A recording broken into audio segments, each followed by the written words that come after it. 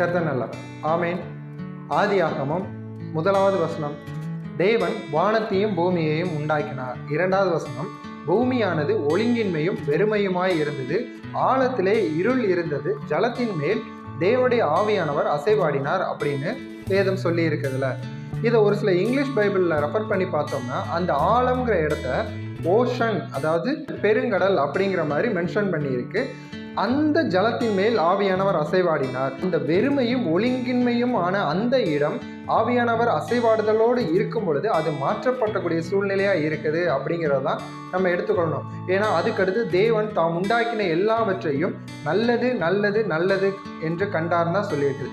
ஒழுங்கின்மையும் வெறுமையும் தேவனுடைய பார்வையில நல்லது கிடையாது. அப்போ ஆவியானவர் அந்த இடத்துல இருக்கும் பொழுது அந்த காரியம் நல்லதாக மாற்றப்படுகிறது இல்லை. சரிங்க, இதுக்கும் இன்னைக்கு நீங்கள் எங்களுக்கு சொல்ல போகிற வார்த்தைக்கும் என்ன இருக்குது அப்படின்னு கேட்குறீங்களா? எங்களுடைய வாழ்க்கையும் ஒழுங்கின்மையும் வெறுமையுமாக தாங்க இருக்குது, ஒரே குறைச்சலாக இருக்குது அப்படின்னு புலம்புறீங்களா? புலம்பாதீங்க. வேதம் நம்முடைய வாழ்க்கைக்கு பதிலாக இருக்கு. யோவான் 14வது அதிகாரம் 16வது வசனத்தில் இயேசு சொல்லுகிறார், நான் பிதாவை வேண்டிக் கொள்ளுவேன், அப்பொழுது உங்களுடனே என்றென்றைக்கும் இருக்கும்படியான சத்திய ஆவியாகிய தேற்றரவாளனை உங்களுக்கு அனுப்புவார் அப்படின்னு சொல்லி இருக்குதுல்ல. இந்த ஆவியானவர் நம்ம கிட்ட வரும் பொழுது ஒழுங்கின்மையும் வெறுமையுமாய் இருக்கிற உங்களுடைய வாழ்க்கை மாறக்கூடிய சூழ்நிலை உண்டாகிறது. அப்போ இந்த ஆவியானவர் நான் எங்கெங்க போய் தேடுவேன் அப்படிங்கிறா? ஆவியானவர் நம்ம எங்கேயுமே போய் தேட வேணாம்.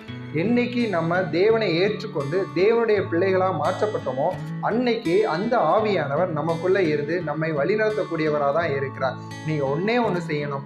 எந்த ஒரு காரியமாக இருந்தாலும் நீங்கள் உங்கள் மாம்சத்தின்படி முயற்சி செய்யாமல் உங்களுக்குள்ள ஒருத்தர் இருக்கிறார் பார்த்தீங்களா, உங்களை வழிநடத்தக்கூடிய அந்த ஆவியானவர், அவர்கிட்ட செவி கொடுங்க. நான் இந்த காரியத்தை எப்படி செய்யலாம் அப்படின்னு ஆலோசனை கேளுங்க.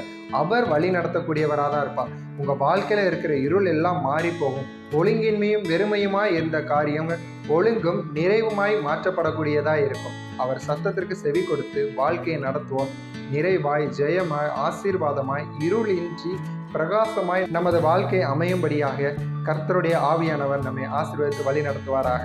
ஆமென்.